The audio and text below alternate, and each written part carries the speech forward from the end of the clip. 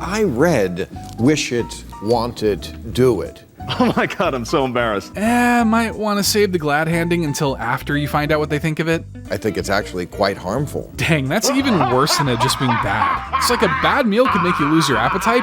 It's nothing worse than a person like Brian Griffin become your best friend, move into your house, impregnate your girlfriend, and somehow still try to say they don't know what you're talking about. Now, I'm not going to share that story. That one's never happened to me. Now, with that being said, today we're here to check out a video called Times When Brian Griffin Got Exactly What He Deserved, because that's exactly what he's been trying to do for the entirety of the Family Guy story. He's trying to become friends with Lois on the inside while he's inside Peter Griffin's house.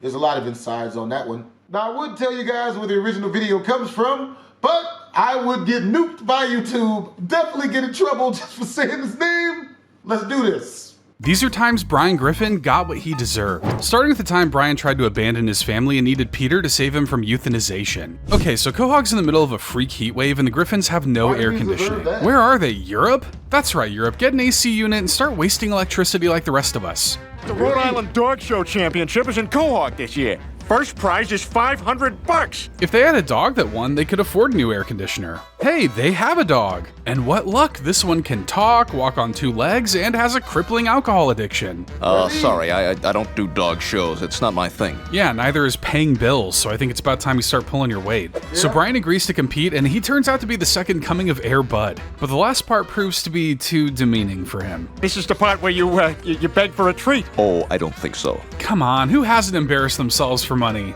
If the big dumb streamers can do it, so can you. Me and the little shred of dignity I have left will be waiting in the car. Big words for a guy that drags his butt across the carpet. Oh, one time I did that. One time. Fed up with being embarrassed, Brian decides to exit the car in a huff. Pull over now. Fine. Now on his own, Brian will make sure he's never embarrassed again. You been chasing cars tonight, boy? Look, the name is Brian. I was just out for a little walk, that's all. Without a leash. Leave it to the fuzz to keep the fuzzy people down. Peter thinks Brian's ungrateful for all he's done for him. You know, he does have a point, which I think is the first time I've ever said that about Peter. Look, you got everything you could possibly want right here. Now just eat your cinnamon bun and stop being a bad dog. Ooh, that might have been too far. On that note, Brian storms out of the house and tries to strike it out on his own. But he doesn't get too far because he's pegged for the horrible crime of drinking from a human water fountain. Hey, you! Stay! With nowhere to go, Brian turns to begging, which doesn't work out very well. Can you, spare some change?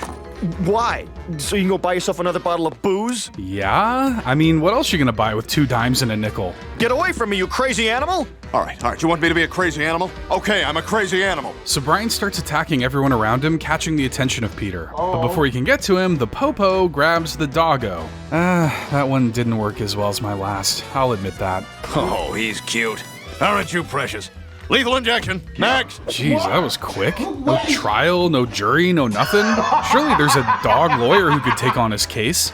But Brian does manage to secure a hearing, so he studies up on every law book he can get his hands on, as well as some adult reading. On second thought, maybe just go ahead and put him down. And the hearing goes exactly how you'd think it would if this happened in real life. Wait a minute. Why are we listening to a dog? Take him away! But before he can get the needle, Peter steps in to defend him. He's a member of our family first and a dog second.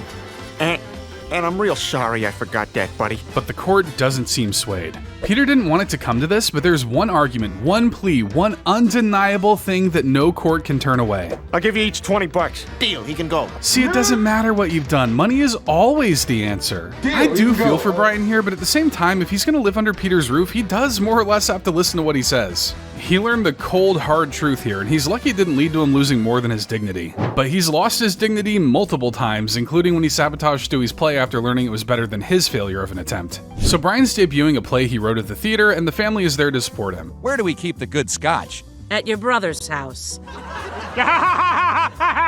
Alright, settle down, champ. But it looks like everyone ended up loving it. I know, I'm surprised too. This is all I've ever wanted, you know, for people to appreciate and respect my writing. Yeah, usually to do that, you'd need to write something good, so congratulations on finally figuring that part out. Brian's success actually inspires Stewie to write a play of his own. Do you think you might have time to read it? All right, but be patient, all right? I've got interviews and appearances all week. You're performing in a small city in Rhode Island, not Broadway in New York. Ease up on the self-importance, why don't ya? The American play was dying. Have we brought it back to life here? Word of advice, if you ever see anyone dressed like that, they're probably talking like the biggest know-it-all known to man. So after a long night of being a huge douche, Brian comes home and finds Stewie's play. I'm sure he can spare a minute to read a few pages. Can't really gather what he's thinking based on his face. Is it good? Bad? Use your words, writer! My God. It's miraculous.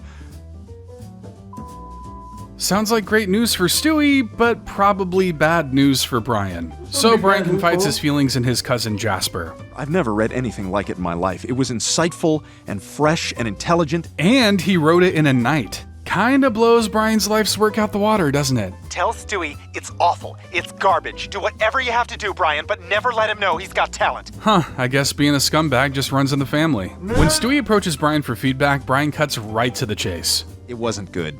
Oh, no, really? Wow, thanks for the in-depth and thorough feedback, Brian. Your genius is definitely showing. I was planning to submit it to the Roundabout Theater Company in New York. No! Brian talks him out of that, suggesting it'd be simpler if he just gave up. But just to be safe, Brian goes ahead and disposes of Stewie's only copy. Wouldn't want this falling into the hands of someone who will make Brian look bad, right? But Brian starts to get a little hot under the collar when Stewie questions him about it the next day. Do yourself a favor and move on! Well, that's interesting, Brian, because I found this buried in the backyard next to your soup bowl. Busted. Now that all that's out there, Stewie finally gets to tell Brian how he feels about his play. It's filled with terrible double entendres, puns, and stolen bits. There's a line in there from Seinfeld. He basically calls it a pandering to the lowest common denominator piece of trash. So the play version of Wish It, Want It, Do It? May every person that laughs at your sophomoric effort be a reminder of your eternal mediocrity.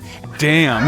That single line was better than anything I've heard come out of Brian's mouth ever. And if that verbal beatdown wasn't enough, Stewie has a bit more salt to rub in the wound. I just found out that my play is going to be produced on Broadway. And what's worse, he's taking Brian's lead star. Hi, Stewie. I'll be right there. I just gotta finish this crap. So Stewie's invited to a playwright dinner in New York, and Brian decides to tag along to try to schmooze the writers. To his surprise, they've actually heard of his play. Have you ever heard of A Passing Fancy?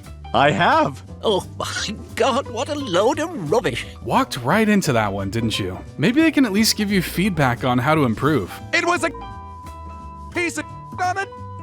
Dang, they should put that on the poster for his play. I do kind of feel bad for Brian having his dreams crushed, but if he can only be successful by keeping other people down, then maybe it weren't very good to begin with. And Brian continued to show his willingness to ruin things for others when he destroyed the town's nativity scene, got Christmas canceled, and spent the holiday in jail. So it's Christmas time, and Brian feels the need to be the family's resident Scrooge when Stewie wants a new toy. You're crassly manifesting the very consumerism on which Christmas is built. You can critique Christmas all you want, but don't you hate it when some smug Grinch tries to act like they're better than it? Like, just shut up and eat your candy cane already. When the family goes to the town's tree lighting ceremony, Brian, of course, has to get all snobby about Mayor Wild West's nativity scene. Oh, great. Just what we need. A religious display on government property. You know what? I'm gonna let Chris take this one. Why are you so negative all the time? Sick of Ebenezer Pooch's negativity, the guys decide to troll him. Do not even get me started on Christmas caroling.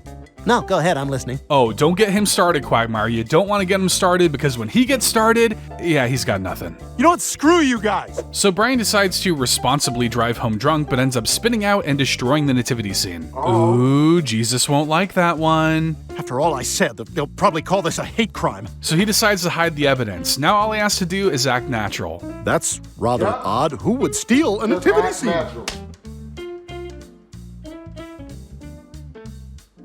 Want to tell me what's going on, champ? So Brian admits everything to Stewie, who agrees to help cover for him when Mayor Wild West comes questioning. I was thinking a hound like you'd be just the thing to help sniff out some new clues.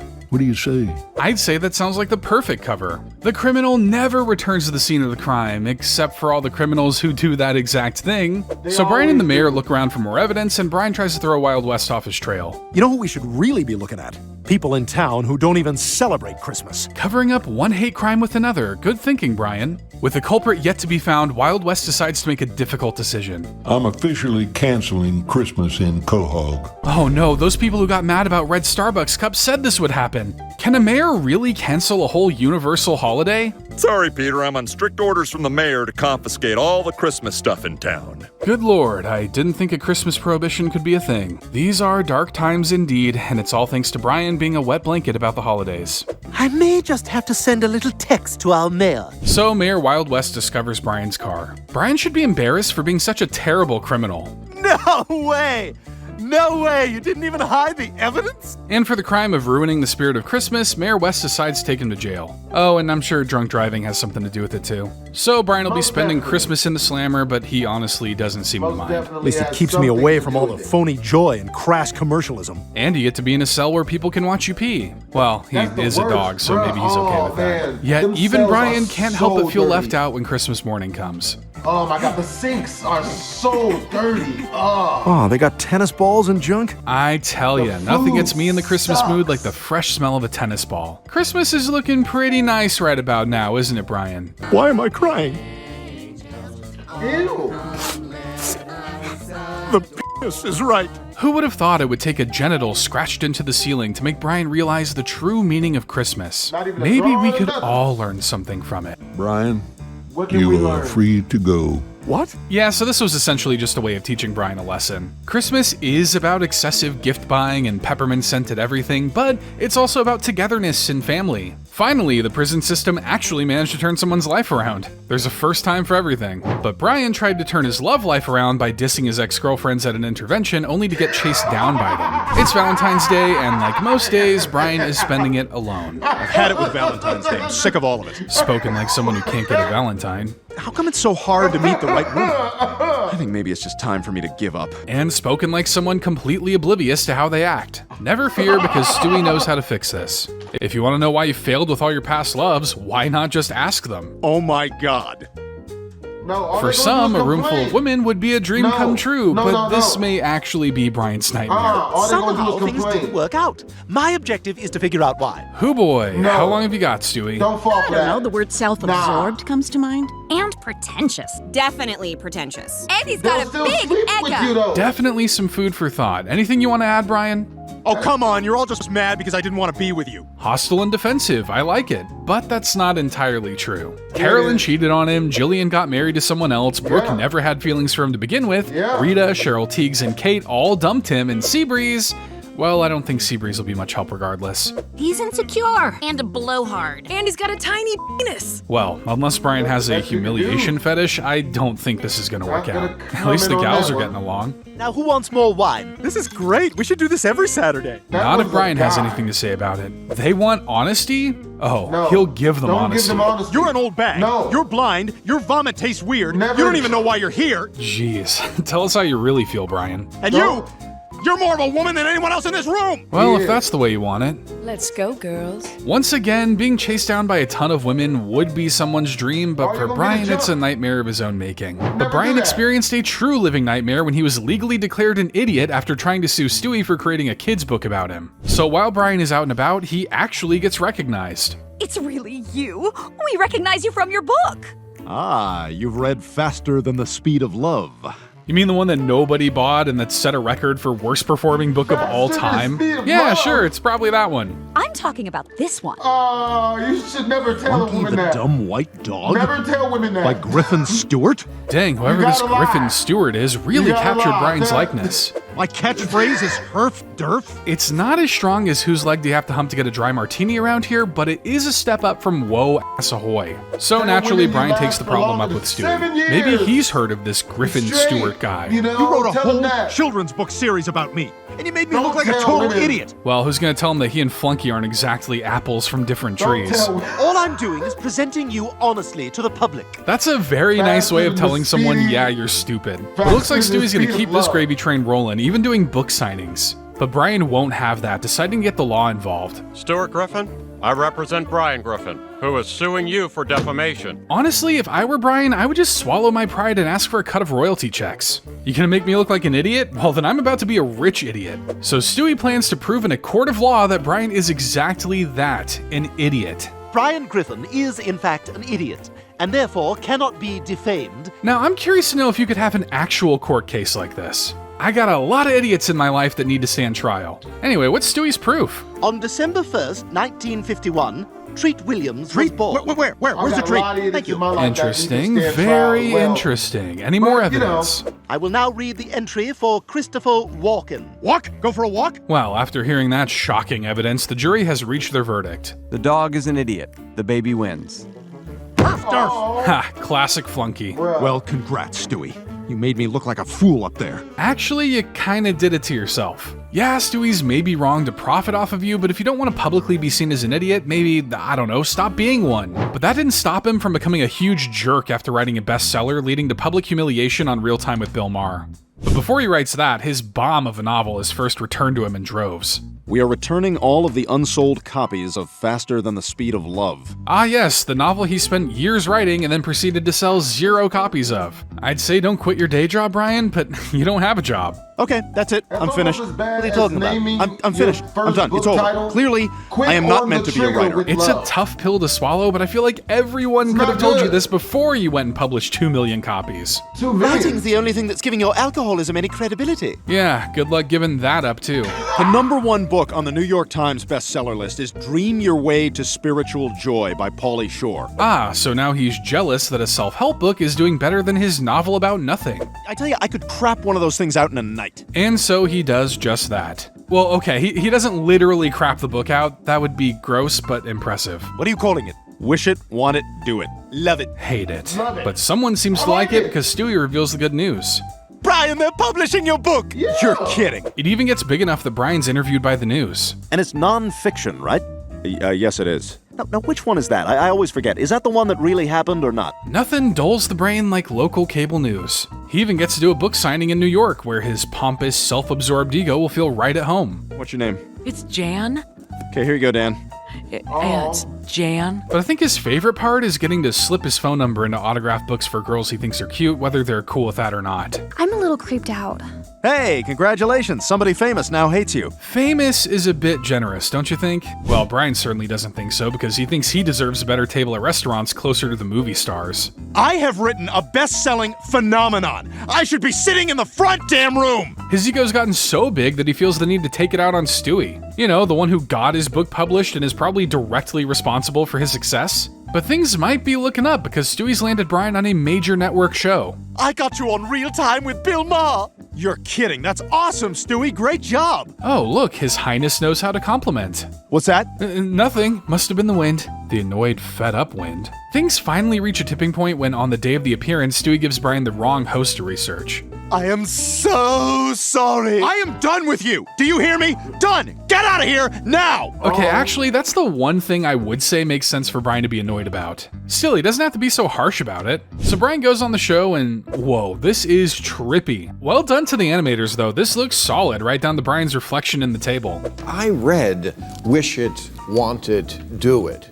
Oh my god, I'm so embarrassed. Might want to save the glad handing until after you find out what they think of it. I think it's actually quite harmful. Dang, that's even worse than it just being bad. It's like a bad meal could make you lose your appetite, but a harmful meal could kill you. Deep down, Brian knows this, and he even eventually admits to it. I was just trying to write something that would sell. I think it's crap too.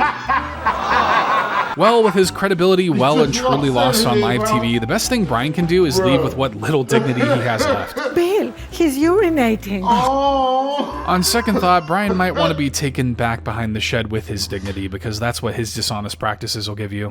And his dishonesty also earned him the ultimate beatdown from Stewie after he insulted his treehouse behind his back. So Brian is aggravated by construction in the backyard, only to find Stewie is behind it. I'm having these guys put up a treehouse. Literally my childhood dream. Too bad there were no trees around where I grew up. I grew up in the ocean. I'm a clam. Why don't you stop by later and I'll give you the tour? Tell Chris too. Sure, I'm free. Once it's done, Chateau Stumont is quite impressive. Thanks, Stewie. This is a legit little pad you got here. It's got everything you could want. Plasma screen TV, dance studio space, and a pop-out photo booth. It's really putting the man in man cave. Do you mind if we take a rain check? I gotta take Chris to baseball in like 5 minutes. So the two go to leave, obviously impressed by what they've seen. What the hell was that? So we're on the same page? I thought I was nuts. Oh yeah, they start going in on Stewie's space, criticizing everything from the decor to the type of TV. I'll tell you what I'm not gonna do. A photo shoot with a top hat and a boa.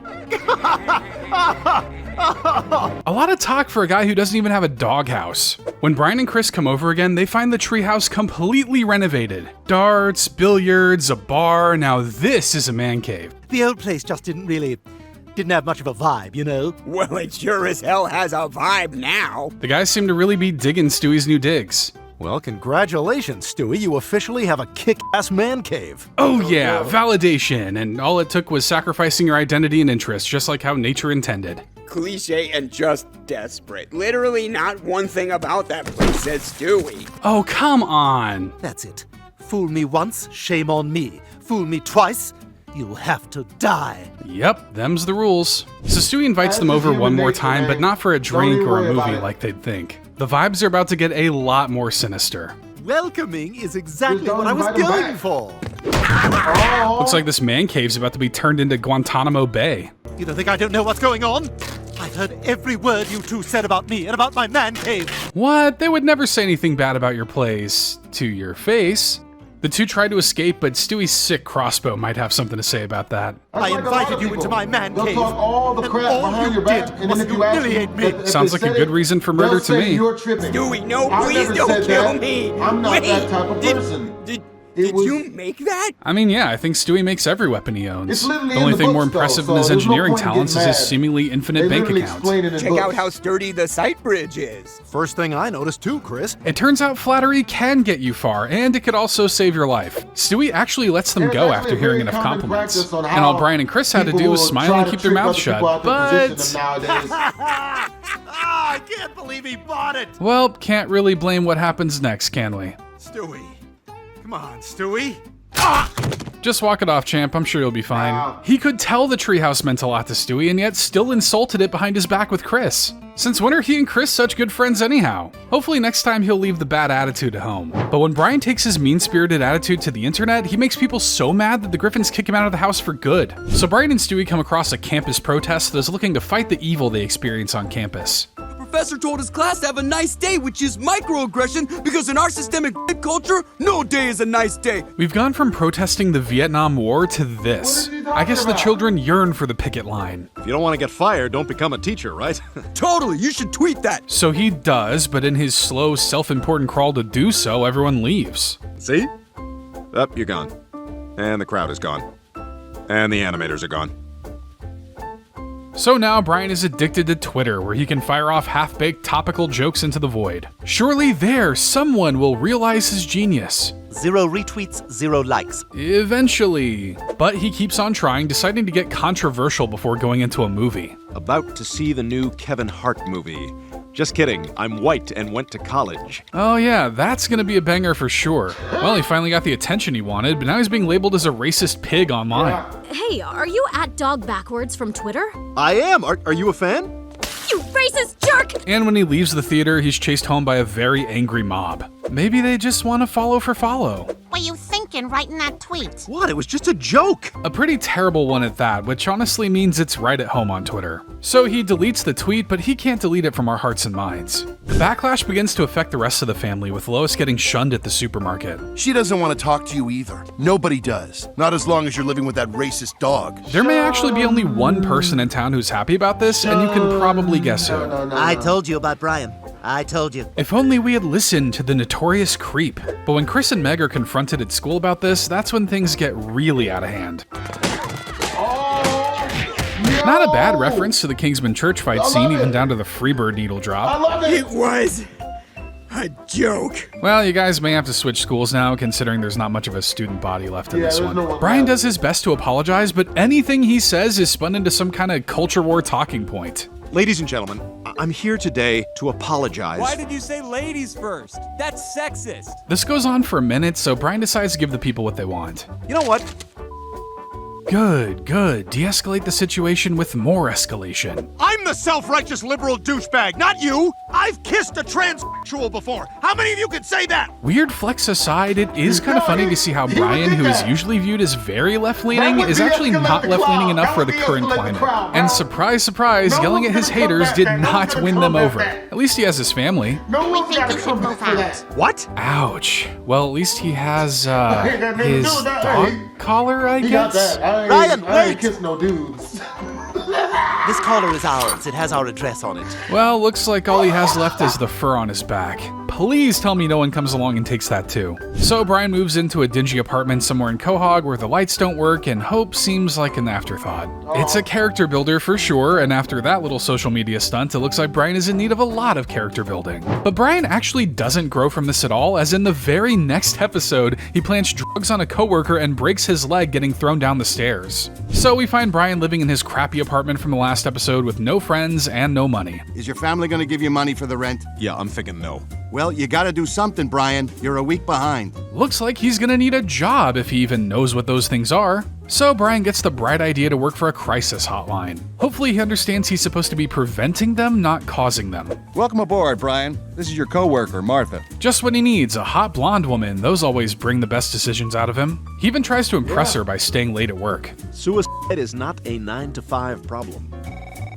Nice. Might need to put a casualty counter on this guy. She rejects his advances, so he does what any well-meaning guy does. Finds Facebook photos of her to touch himself to. Oh, Grandpa's funeral. No. Baby looked good in black.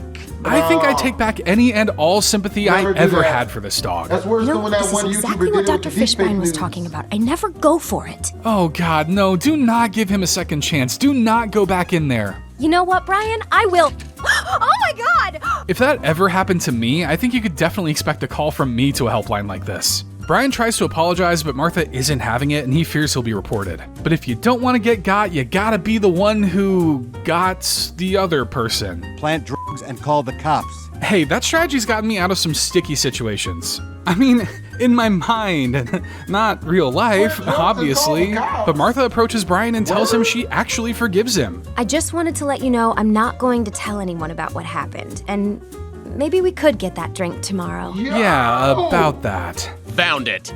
What is that? Like you don't know. She actually doesn't know, but she does know who's behind this. Oh, baby.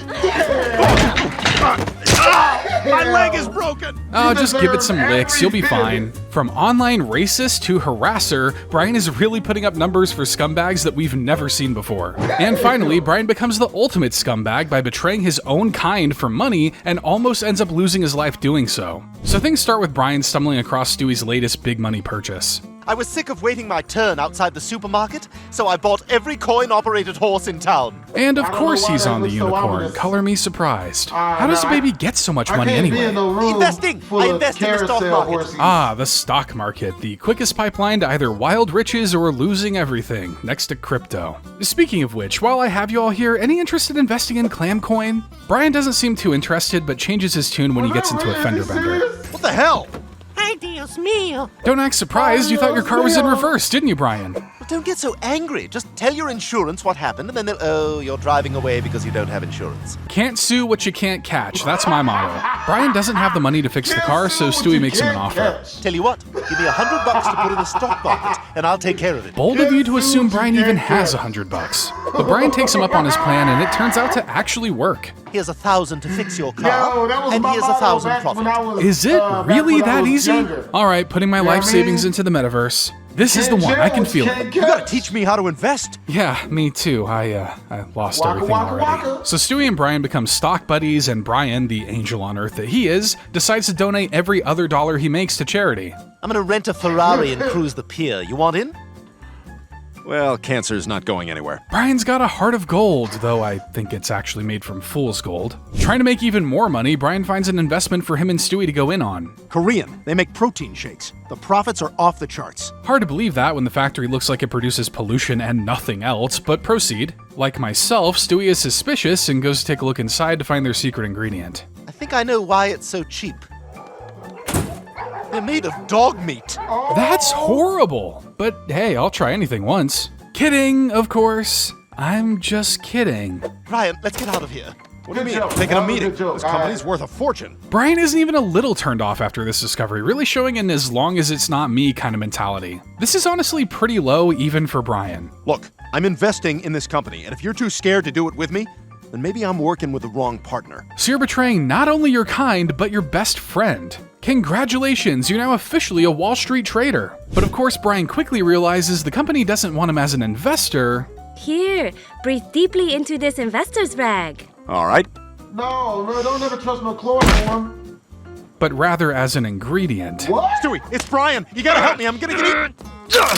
Damn it! Well, well, looks like the Wall Street shoe is on the other Wall Street foot. Luckily, Stewie gets the message and arrives to save him. Hey, don't touch me, I'm rich.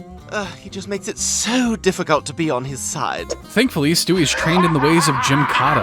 That is such an obscure 1980s movie reference that I'm shocked I recognized it. Go give it a watch. It's terrible, but oh so fun. Stewie! Oh my god, thank you! Look, I'm not gonna say Brian absolutely deserved to get pureed for trying to fund a dog killing company, but giving him a little scare was definitely worth seeing. Never scream out that you have things if someone touches you. Like if someone grabs you, don't yell out, hey, I have stuff. No, instead what you say is, hey, I charge $40 for that. And a $20 deductible. Hold on now, like, that's what you do. You know what I'm saying? But yeah, I hope you guys enjoyed the video. If you did, make sure to comment, like, and or subscribe. Twisms.